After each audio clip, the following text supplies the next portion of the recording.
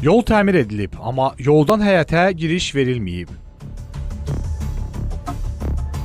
Sakinlər məcbur özləri üçün torpaq yol çəkiblər, amma indi o yol da yararsız vəziyyətdədir.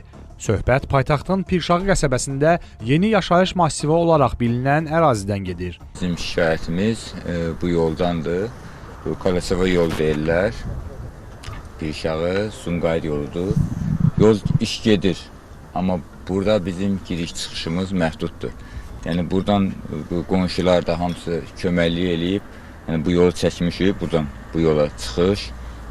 Yəni giriş yoxdur. Yağış yağanda bura maşınlarımızı saxlaya bilmirik. Uşaqlar ayaqlarına salafan geyinib yola çıxırlar. Sakinlər deyirlər ki, evlərinə getmək üçün maşınlarını əsas yolun kənarında saxlayıb evə piyada gəlirlər. Çox yerlərə müraciət eləmişik, ancaq bir əmələ gəlməyib.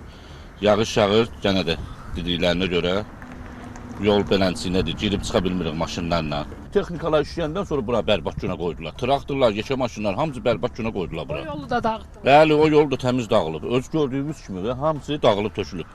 Bu buranı da özümüz düzəlmişik, müvəqqəti olarıdır. Buralar müvəqqətidir. Yəni sabah buradan yol keçəndən sonra bura da bağlanacaq, o tərəfdə bağlanacaq. Yəni yol qoyulmur bura. Plus bu yollar yağış yağanda çox bərbat gündədir. Həm də ki gecələr işıqlar da yanmır yollarda. Yəni təhlükə zad da var da, belə şeylər də var yolda. Bəs bu yol qoyulmayıbsa siz evlərinizə necə gedib gələcəksiniz?